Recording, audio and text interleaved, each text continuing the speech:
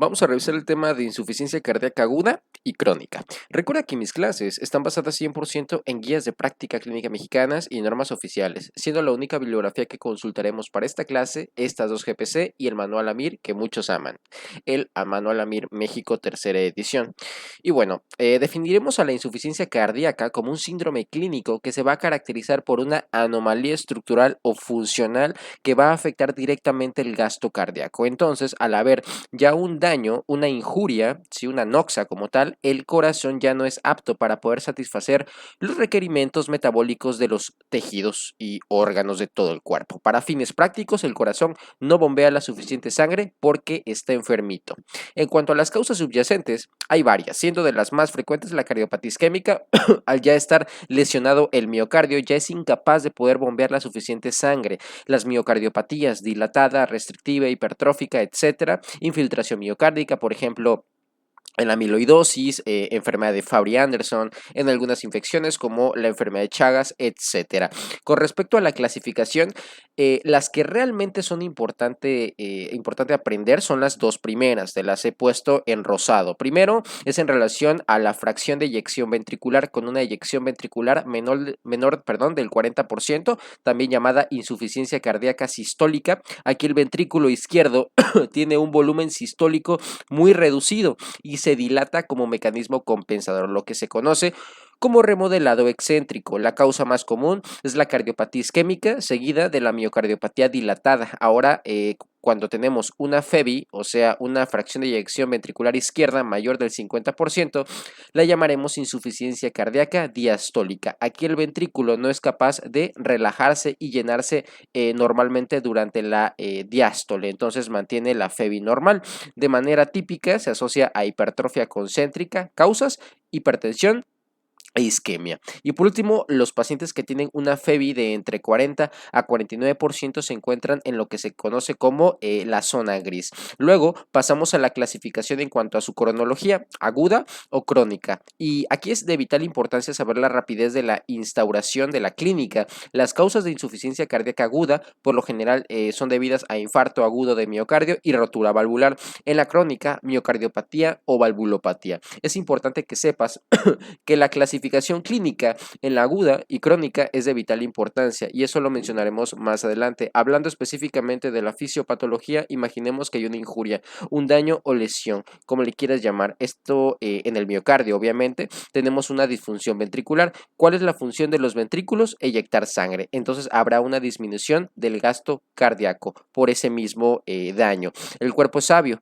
Si le empieza a faltar sangre a los órganos, pues activará a los sistemas compensadores. Hablando específicamente del sistema simpático, aumentando las resistencias vasculares periféricas y así como la frecuencia cardíaca. Y esto para que le llegue más sangre a los órganos. Lamentablemente, el cuerpo no sabe que el corazón pues está dañado y seguirá estimulándolo a través de este sistema. Pero no es todo. Al llegarle menos sangre al riñón, pues él mismo dirá, oye, me hace falta pues más agüita, ¿no? Me hace falta más sangrita. Entonces, ¿qué voy a hacer? Voy a activar el sistema renina-angiotensina-aldosterona. Este sistema lo que hace pues es a través de una secuencia de hormonas, en este caso de la renina, se va a convertir en angiotensina 1, angiotensina 2, etcétera, ya lo sabes.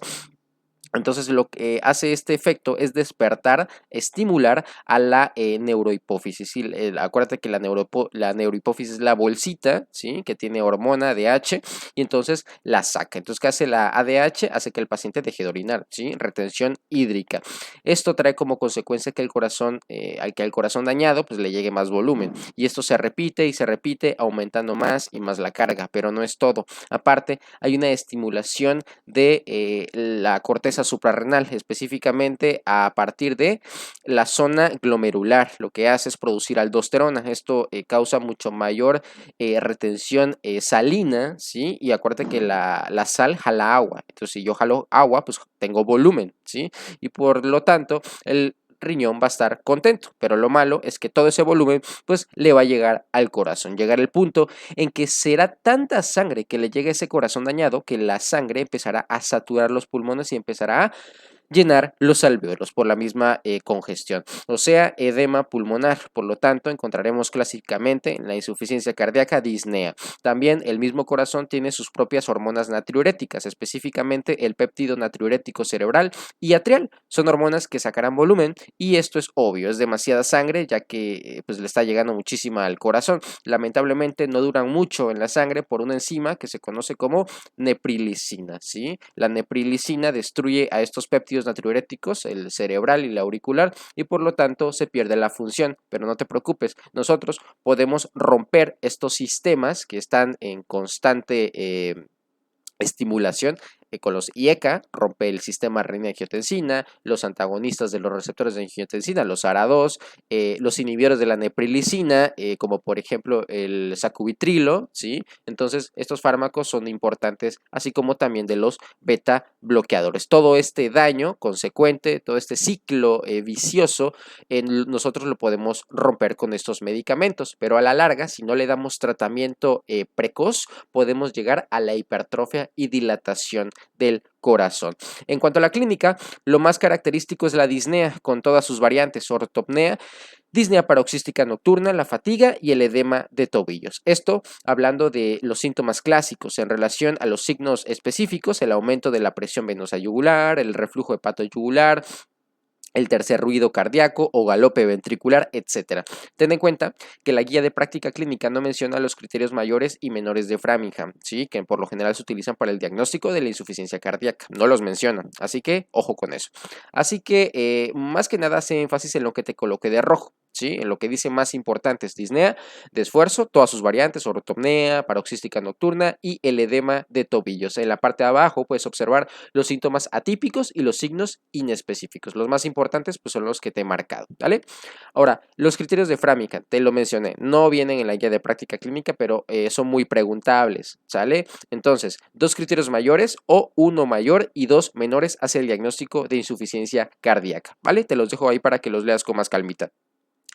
Recuerda que las clasificaciones que vimos de la insuficiencia cardíaca, ¿las recuerdas bien? Lo que era la fracción de eyección, etcétera, las del principio, aguda y crónica. Bueno, pues estas clasificaciones lo que van a hacer es clasificar a nuestras insuficiencias agudas y crónica de acuerdo a la clínica que encontremos en la exploración física. Esto hablando específicamente de la aguda con la clasificación de Noria Stevenson y en la crónica con la clasificación de Nueva York, la clasificación de la NIJA, que es muy preguntable. Comencemos con la clasificación de Noria. Lo que hace esta es detectar la presencia de signos y síntomas de congestión, o sea, si es húmeda o seca, y datos de hipoperfusión periférica, o sea, si es frío o caliente. Entonces, caliente y húmedo significa que está bien perfundido y congestionado. Esta es la combinación más común de todas, ojito con eso. Luego, frío y húmedo, o sea, está hipoperfundido, ¿sí? Y congestionado. Frío y seco, está hipoperfundido y sin congestión, ¿vale? Y por último, caliente y seco, está bien perfundido y no hay congestión, o sea, está compensado. Esto con la clasificación de insuficiencia cardíaca aguda. Ahora, la crónica, usaremos la NIG, la de Nueva York. Clase 1, no hay nada. Clase 2, hay limitación leve y síntomas en esfuerzo. Clase 3, limitación marcada y síntomas de esfuerzo ligero. Clase 4, pues hay limitación absoluta. Inclusive en reposo el paciente tiene sintomatología. Las más preguntadas, obviamente, siempre será la 2 y la 3, porque por lo general es con la que más frecuencia se confunden ustedes.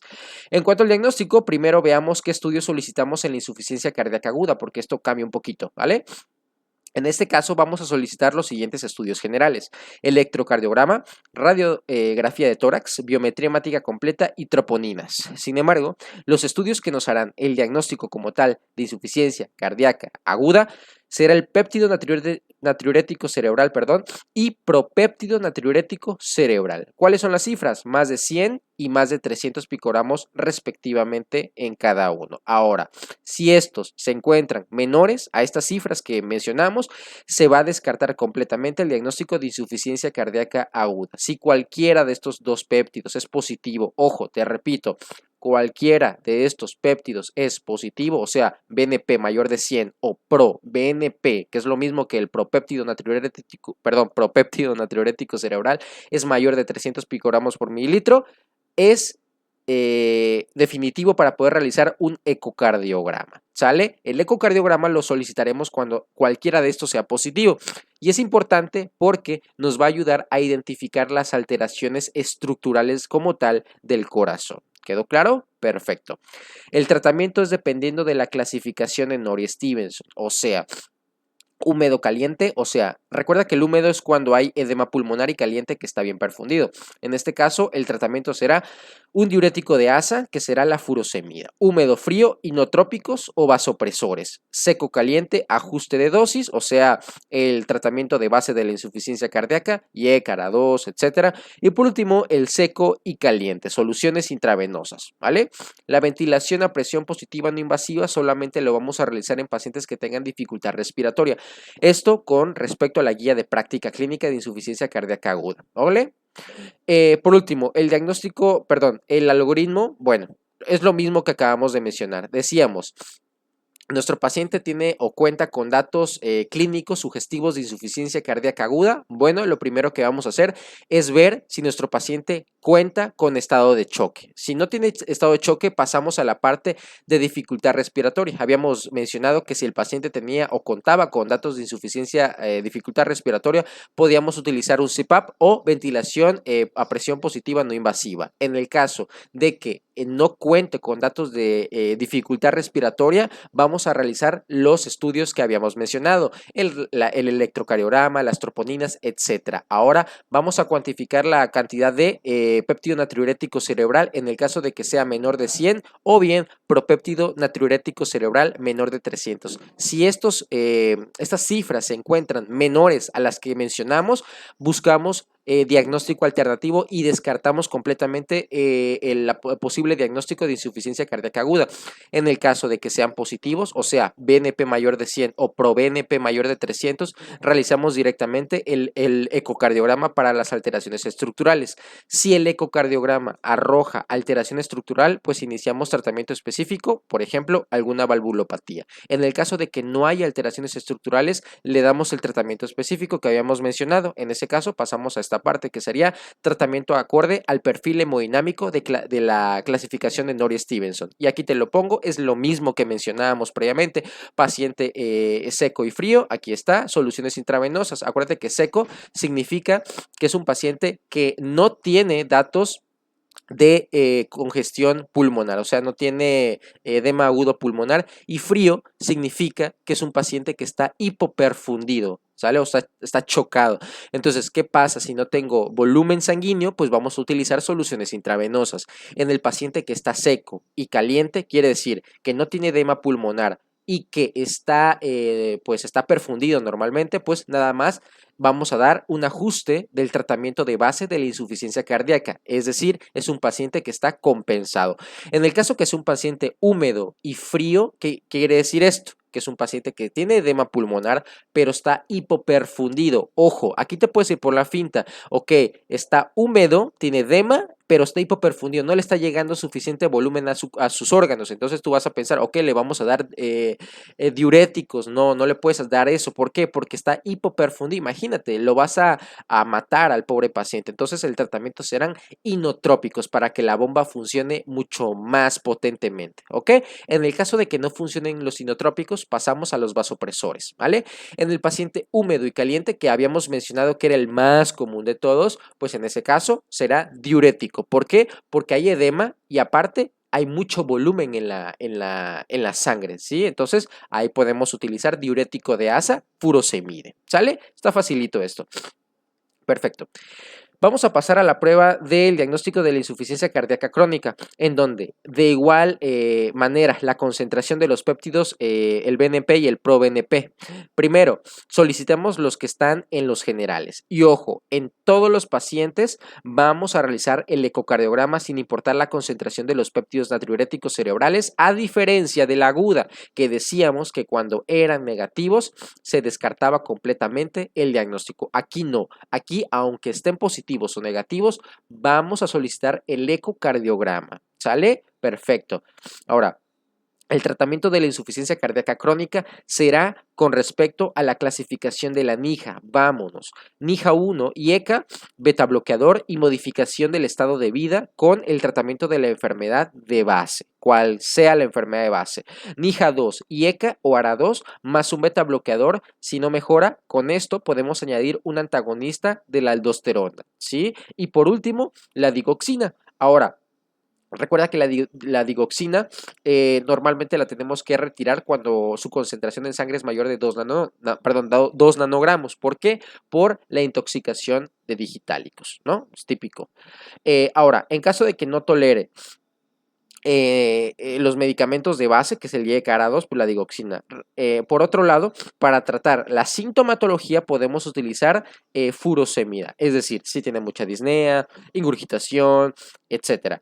En insuficiencia cardíaca crónica, con fracción de eyección preservada, solamente vamos a utilizar diurético y tratamos la causa. Y cuando hay que tener en cuenta que cuando la concentración de digoxina es más de 2 nanogramos, tenemos intoxicación y por lo tanto, te repito, hay que retirarla, ¿vale?